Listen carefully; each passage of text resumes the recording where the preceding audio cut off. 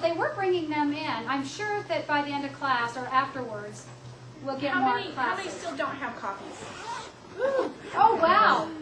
We've made copies 2-3 times now. Yes. Where do you get the zero? The Goal Zero? Yeah. You know, they're a company, they have a website, you go to goalzero.com. They are coming next month, I think it's February 24th, and rumor has it that they're going to give us a discount. Because I signed up to be a dealer for them, and they're $79, and you have to sign your life away saying you won't sell it for less than $79.99. That's what Emergency Essentials sells it for, that's what it's on their website for. But rumor has it when they come and do the presentation, they're going to offer us a discount. So if you really want one, I would wait until next month, and you could add it. You know, and it works with the. Go ahead. On the birth certificates, the originals. What do you do? You know what? Here's the thing. You do have to keep this in a safe place. Like I would keep this right in my safe. So I have it. your original. I would put my originals in here. Now, the official word from all of the government and the websites is that you need 2. You need one with all your originals, and that's the one I keep in my home because I need it. I need my originals. I need to have access, and if you have a home safe, then I feel comfortable with it. They also say you need one, get copies of it, and then keep it somewhere off-site. So if you've got a sibling or a son or a daughter that has a safe, my brother has like this vault in his house. I've got all my copies and information that would go there. So you have one on-site and you have one off-site. So everything original goes in there. You got to keep them somewhere. Yeah. And if you have them in a safety deposit box, you're not getting to the bank. I mean, when you need them and you're trying to get out of town, like Kevin said, you're not getting to the bank. And especially if it's in the night and they're closed. So I like having my originals with me. Now, right now they're all in my, my little filing cabinet. But when the first one comes off the press, they won't be. Anyways, anyone else? Oh. So if we order those, how long will it take? How long will it You know take what? before we get them? I am hoping that they will be coming off the press next week. I got the first copies of the print work that you can see, and they didn't print some of them quite right. Like the tabs are supposed to be like, these are my mock-ups that I did. And you can see that the tabs are supposed to be this large. I had to go buy these oversized tabs. So that way you can see everything, it covers it nicely. They didn't print them the right size. So there's a few kinks that we've got to work out, but we hope to have the final print done next week. So the orders are due, I think, on February 8th. And I think we'll have them in time for the orders and to get distributed as people order them, as long as we have enough product. Otherwise we'll just order it in. We'll just keep doing them. Back there, yes. I have a question about communication. Did Yeah. you say, sometimes cell phones aren't an option? What other options are there? You know what? I'll tell you. That's a great question. Because cell phones can be an option. If you email or if you text, those bits of information are very small. And sometimes they can actually go through the airwaves or where they do.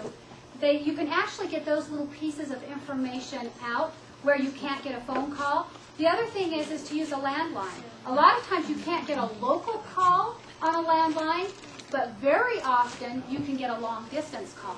That's why they always say have an out-of-state contact. Because if we have a local disaster, most of the time you can contact an out-of-state contact. And use them as a resource. That is a great way to relay information back and forth. And there's directions in here when you call. You tell them where you are, what your condition is, and what your plans are. So you call, like I've got a sister in Chicago. They're my out-of-state contacts. So if I had a son, he says, I'm at the school, I'm trying to get our meeting place at the church or wherever, and I'm okay, but I'll be there as soon as I can. Then if I'm calling my sister, she's saying, I've heard from Tyler, he's okay.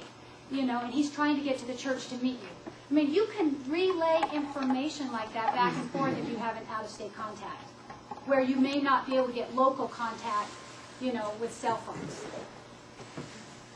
Those are really the 2 options. Those are your 2 options. Okay.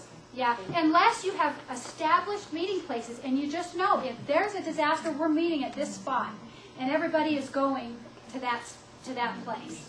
Ham radios. Ham radios are great, CBs. but see, not everybody's carrying the ham radio at school.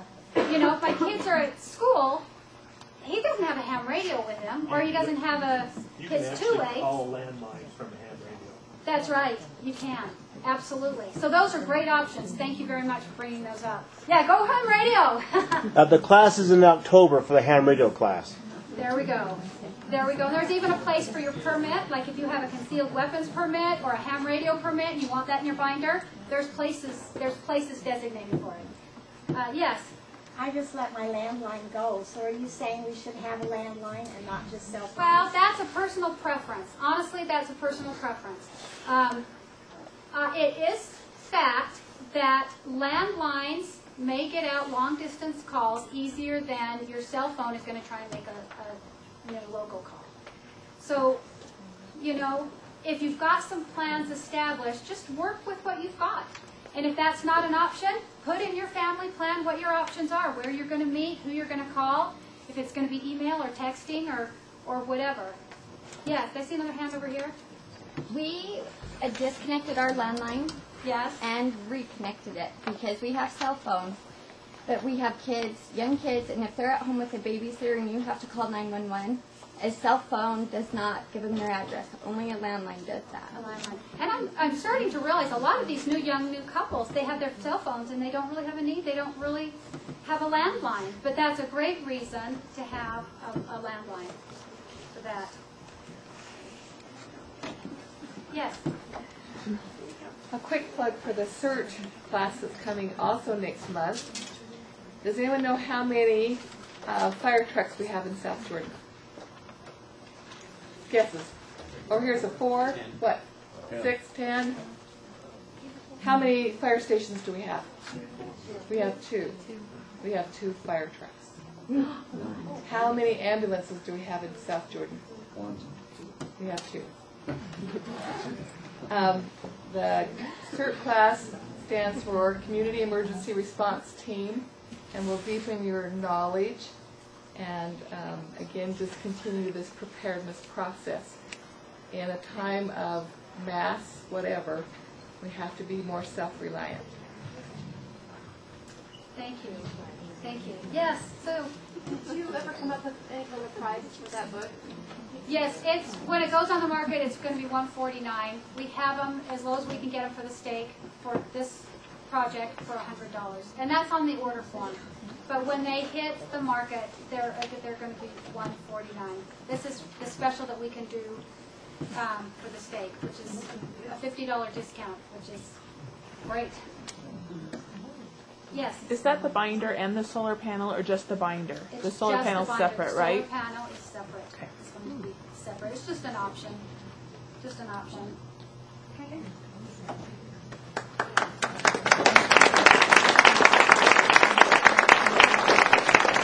Thank you, Kevin and Tammy. I think they pretty much covered the gamut as far as grab and go. I hope that this was an informative class for you and that it will inspire you to go home and do some things. I wanted to, I know time's really short, we got way over. Really quickly, if you have children that are in the schools, knowing what the schools are going to do is important for you. I'm just going to give a little bit of information as far as South Jordan Elementary School and South Jordan Middle School. They have a plan that if they, for whatever reason, had to evacuate their school, the South Jordan Elementary School children will be taken to the church building on 114th South and 1570 West. If there was an earthquake or some other kind of disaster and you wanted to get your kids, you need to understand that they will not let you take the kids until they have accounted for everybody and that they can do so in an orderly manner. So it's not going to do you any good to go run into the school until you get word that they're going to release those children. You can be a better help in your home, your neighborhood, especially if there's an earthquake or something. So it would be a really good idea when you fill out those cards that give information who's allowed to take your kids. If you want to get with your block maybe and arrange for one person on your block, have their name on there, so you're sending just one person to the school to pick up the children for your block rather than all of you going. I don't know if that makes any sense. What was the address of that, the church again? It was 114 South, 1570 West. Yeah, steakhouse right in the middle of the construction. Yeah. Okay. South Jordan Middle School has a similar policy as far as not allowing the children to go. They will bus